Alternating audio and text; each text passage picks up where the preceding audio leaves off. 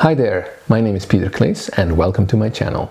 On this channel I want to cover things such as financial independence, investing and lifestyle. So what is financial independence and why should it matter to you? The concept of financial independence is simple, but the execution can be a lot harder to do. So hopefully throughout this series of videos I will be able to share some of the tips and advice and ideas that could help you on your own journey towards financial independence. Financial independence in concept means that your investment portfolio eventually ends up covering all of your expenses and pays for your lifestyle. So that means that you can decide to work a high-paying job or a low-paying job or no job at all and simply live the life that you want to live.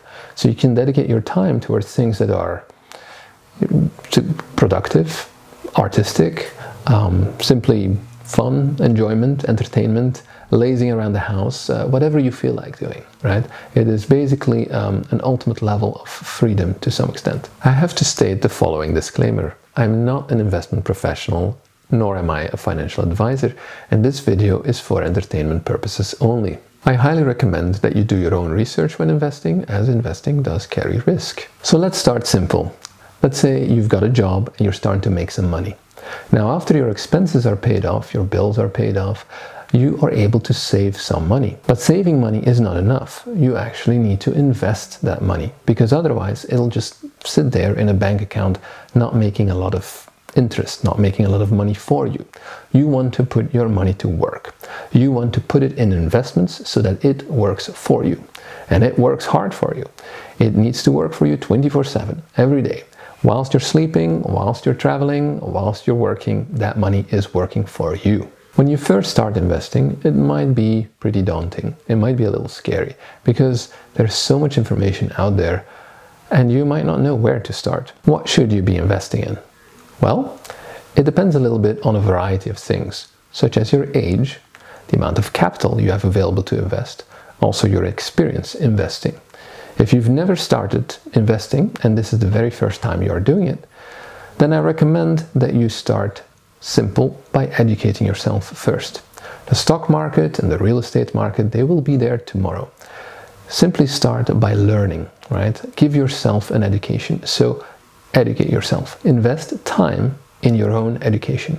Perhaps your parents or your family or your friends have recommended you should buy a house or you should buy an apartment or you should buy a condo. But is that actually the right choice for you? Because maybe the initial capital for the down payment on a property like that might be too high. So let's say you don't have as much capital. Where do you even start? How do you even begin?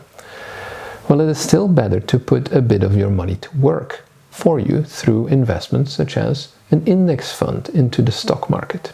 Now, the stock market might be not something you care about on a day-to-day basis. What is the Dow Jones? What is the S&P 500? What is the Nasdaq? And who cares? Why should you? When I was younger, I didn't care about any of that. I was focusing on learning my art and my craft and then developing my skills. It was exciting, it was fun. And only later I started discovering that I actually had an interest in finance. Imagine that you're traveling. Perhaps you're lounging by the pool and you take a moment to check up on your investment portfolio and you notice that a little bit of passive income has been deposited into your account. Now that is a great feeling, and that passive income could come from perhaps a rental property that you own, or maybe a dividend payment from an index fund, or some individual stock has paid out some dividend to you. So various sources, but the point being is that you did not actively have to spend additional time of your own to acquire this income. Let's say you want to get started. You've made some money, you've saved some money, and now you're ready to invest that money. Perhaps you've saved up $1,000, but $1,000 is not enough to start investing in real estate. That requires a much larger amount of capital. So you'll be somewhat limited into exactly what kind of investments you're going to be able to start investing into. There are a series of steps that you can follow to start investing. And these depend a little bit on what kind of accounts are available to you and what your situation is. For example, the first thing that you should probably do is make sure that you have an emergency fund in place. Most people advise that to be 3 to 6 months worth of your living expenses. Now, this is money that can be used for a rainy day. Let's say your car breaks down and you have to pay X amount of money to fix it. Or maybe you have to find a new place and you suddenly have some moving costs. So these kind of expenses crop up from time to time, and you got to be sure that you can handle them without necessarily having to rely on your credit card or go into debt in order to pay for them. Now that's a little bit more on the personal finance side and less on the investing side. But the personal finance side is basically Finance 101. If you're working full-time, your employer may offer what is called a 401k. Now a 401k is a special retirement account. It doesn't mean it is a type of investment, it is an investment account. So what will happen is you can specify a certain percentage of your paycheck to go towards your 401k. Some of that money will be deposited into your regular checking account. Some of that money will go towards your 401k. Sometimes employers, as part of their benefits, will offer what is called a match. So that means you put some money in and they will also put some money in. Now the exact percentages and the exact plans for the 401k are dependent on the employer. That is part of their benefit package. So you'll have to look into that yourself and figure out what is being offered or what is not being offered. Now that you have a bit of money in your 401k, you still have to choose what to invest that money into, because the 401k is just the account. You will probably have a variety of choices of index funds or mutual funds or money market funds available to you inside of the 401k. So which one should you choose? In order to figure out which one of these funds is a good choice for you, we should take into account a few things. The first one being your age. Are you just starting working? Are you just starting out? And you have a long time horizon ahead of you? Then you can probably go with a fairly aggressive fund, something that is heavily invested into equities, into stocks. Maybe you will notice a fund called a target date fund, and that implies that you will retire at some point in the future. Could be 10, 20, 30, 40 years from now. Who knows? But there is a certain date associated with that. And what does that mean? Well, when you choose a target date fund, that basically means that the allocation towards equities, stocks, or bonds, I should say, and bonds, because really it can be a mixture of both, will be changing over time, over the lifetime of that target date fund. So as you get a little bit older, you might get more bonds as part of that fund, and initially you may have more equities. Something to keep in mind when you're looking at these various funds is not only the return over 1 year, 3 years, 5 years, or 10 years of the fund, but also, very importantly, the expense ratio associated with that fund.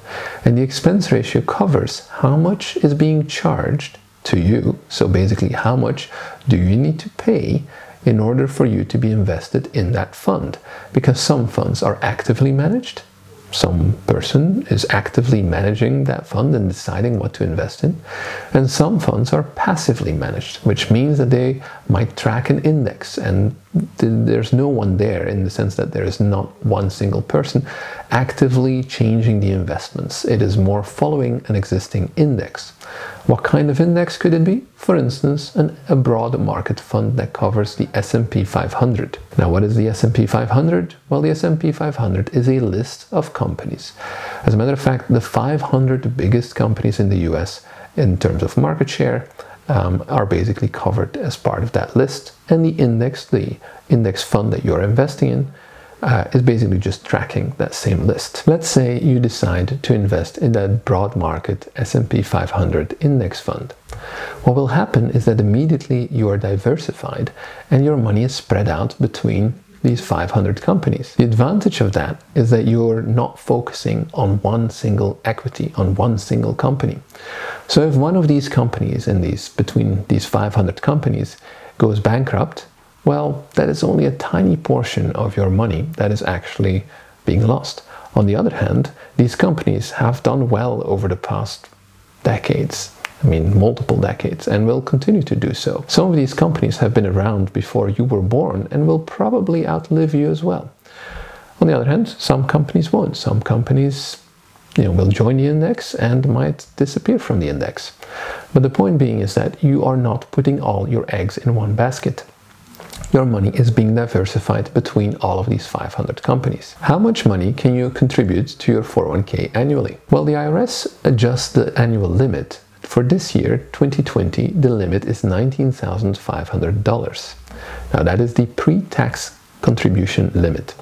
There are other limits as well, and we can talk about those in a later video. So when someone says they are maxing their 401k, that means they are contributing up to the legal limit for that year. That limit does not include the match that the company provides. So let's say you put in $19,500 this year, and your company puts in another $4,000, $5,000, $6,000. Depends on how much they match. So the total amount that goes into that account for that year will maybe be somewhere between $23,000 to $25,000 to $26,000. This is all part of the benefit plan of the pre-tax portion of the 401k. Now, some benefit plans, some 401k plans, also allow for a post-tax contribution, but we'll talk about those a bit later. What does pre-tax 401k mean? Well, it means that if you, let's say with an example, make $50,000 a year and you put $5,000 into your 401k, so about 10%, put $5,000 into your 401k, then your taxable income at the end of the tax year is only going to be seen as $45,000 instead of the $50,000. So what has happened to that $5,000? Well, that $5,000 has gone into your 401k. The ultimate result of that is that you won't be taxed on that $5,000 during that year. Otherwise, that $5,000 will be taxed at your highest tax bracket. Eventually, when you are ready to retire many years later, that money will be taxed at the moment when you take it out of the account. Now think about this for a moment. When people retire, they quit their job. So that means the income that would normally come from their job is no longer there. So let's say that same $50,000 is no longer there, and instead they are starting to draw down some of their 401k account instead. Now, as I mentioned before, there are tax brackets, and so that $5,000 that used to be taxed at the highest tax bracket is now coming in at your lowest tax bracket. So it might come in at the first $5,000 that you're pulling out of your 401k account is coming in at your lowest tax bracket. So you end up paying less taxes on this. So why does the government do this? Well, this is an incentive for you to save up some money for your retirement. What if you want to get started, but you don't have a 401k available through your work? Maybe you're working part-time, maybe you're still studying, whatever your situation may be, you may not have access to a 401k through your employer. Or maybe the employer only offers it after being with them for 3 months, 6 months, a year, and you still want to invest your money. What should you be doing then? There are other accounts available as well. For instance, there is an IRA available. IRA stands for Individual Retirement Account. The IRA, or Individual Retirement Account, is just an account. It isn't the actual investment. It is the account that holds the investments. The IRA also has some contribution limits. For this year, 2020, that contribution limit is $6,000. On top of that, that $6,000 can only come from earned income and not from capital gains. We'll talk about the differences later. Let's talk a little bit about how this financial independence actually works. How can you design a portfolio that eventually ends up paying for your lifestyle? How does it work? Well, there are many ways of doing it. Some people do it through real estate investments that pay a rental income, or others might do it through an investment portfolio of stocks or ETFs, exchange-traded funds, index funds, various different ways of doing it. Or maybe you're a business owner and you have a business that makes money for you. There are various ways of doing it, but ultimately it all comes down to the same thing, and it means that whatever your portfolio does, it provides passive income that pays for your lifestyle. When you first get started with investing, you may not have enough capital to invest in a real estate property, especially if you live in an expensive real estate market. So what can you do? Well, one of the things you could do is open an individual investment account with a brokerage. What does that mean, to open an individual investment account with a brokerage. Let's compare this with a regular bank for a moment. And you have a checking account and a savings account. Now ultimately, those are just accounts. They are not actually investing in certain things. They're simply money that is sitting in that account. Your checking account for things that you regularly need, and your savings account, well, maybe you're trying to save up for certain things. Now your savings account will get some interest paid. Right now the interest rates are really, really low, so that's not going to make you a lot of money. Very, very slowly, a very little amount of money. So instead, let's now compare your bank accounts with a brokerage. Now a brokerage, just like a bank, can create and hold individual brokerage accounts for you, individual investment accounts for you. And then it is up to you to choose what kind of investments you want to invest into within your brokerage accounts. What kind of brokerages are there out there? Well, there are many, but the ones that are often advised when you first get started could be, for instance, Fidelity or Vanguard, TD Ameritrade, Charles Schwab.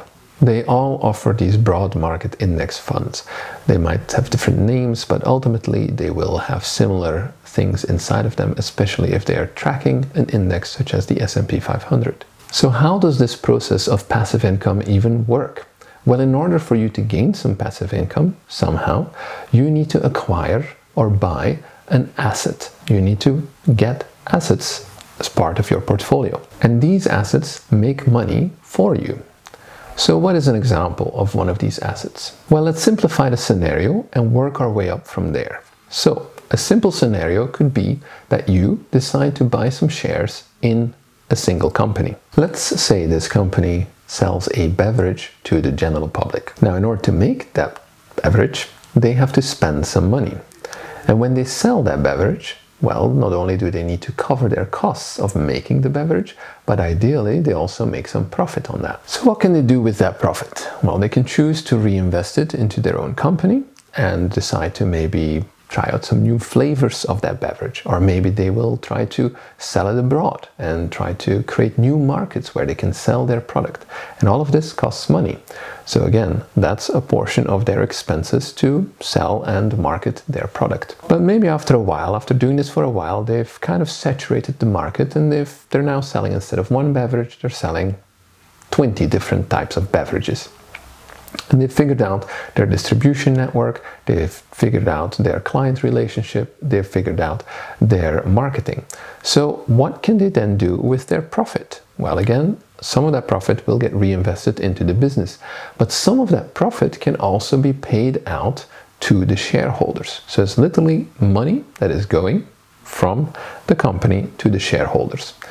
This is called a dividend. This payment is called a dividend payment. So how often do they do this? Do they do this every day, every week, every month, every quarter, every 6 months, every year, or even more infrequent than that?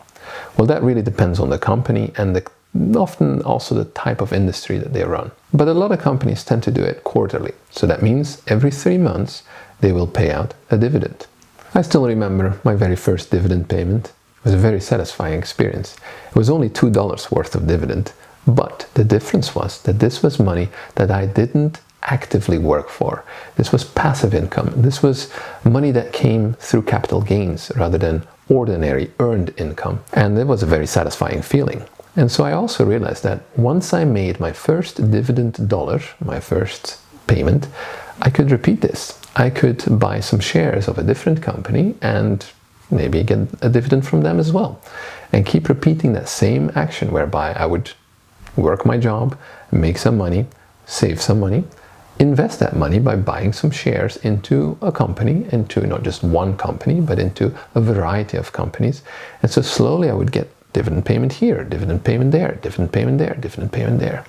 And it's all of these tiny little paychecks. Instead of getting one big paycheck, I would get, $2 here, $5 there, $10 there, and repeat. And every couple of days, every couple of weeks, I would get dividend payments. Now, some months there would be more dividend payments than others. So what I would do is I would track all of these dividends. I would sort of figure out how much dividend payments would I be able to get this month. After a while, that would start to get quite a bit of work, all this tracking. But initially, it is a good idea to do it so that you are aware of how much dividends you're getting, and also so you can see the progression. And this progression is important to keep your motivation up, because initially it's kind of like, well, how much money am I getting here? How much is this actually paying me? Now initially the dividend payment will probably be a small amount. We're looking at maybe, I don't know, $5, $10, $20 a month, something small. But that adds up over time. And the beauty of it is as well is that if you don't really need that money right away, then you can choose to reinvest your dividends. So what will happen then is the dividend that gets paid out can be immediately used to buy more shares of the same company or of a different company. Depends on how you set up your dividend. So let's say you start with 10 shares and the next quarter, you basically will have a little bit more shares. You might have 10.1 shares or something like that. You can have fractional shares. But over time, as you accumulate more assets, this will start to add up and basically will turn into little paychecks that are coming in again and again and again. So it starts with $5, $10 every month, $20, $50, $100. Let's say $100 every month after a while. This positive effect where a dividend is paid out to you and you reinvest it and buy more shares with it so that the next quarter you get even more dividend that can be used to buy more shares so that the quarter after that you get even more dividend has a name. This is positive compounding. So basically the effect of compound interest, whereby your earnings are being used to make you more money, and those earnings make you even more money, and those earnings make you more money. And this snowball, this is starting to snowball eventually, is basically what ultimately can lead you to become quite wealthy. As humans, we tend to think more linearly. Example, 1 + 1 = 2, + 1 = 3, + 1 = 4. That's easy enough to track, but we don't really tend to think logarithmically or exponentially. That doesn't come natural to humans. So for instance, if we were to say 1 times 1.07 times 1.07 times 1.07 times 1.07, how much is that going to be? Well, have to take out a calculator and start to compute that. It doesn't really come natural to us. But if you were to take that sort of computation and expand it out over a decade or 2 decades or 3 decades or a lifetime, right? Let's say, do that over 50 years or 60 years, and that is going to really start adding up to a significant number. We can run the math, and I'll do some examples where we run the math together so you can kind of sort of see how we can build a simulator or build a projection, a financial projection together. But the point being is that if we are doing it that way, whereby we do 1 times 1.07, right, and we do that same operation and compound on that operation over years and years, that can lead to significant wealth. That can really lead to a large number. So I hope you enjoyed this, and if you do, please like and subscribe. I look forward to going on this journey together with you and helping you understand more about finance, personal finance, financial independence, and investing, and also some lifestyle. I'll see you in the next video. Bye bye.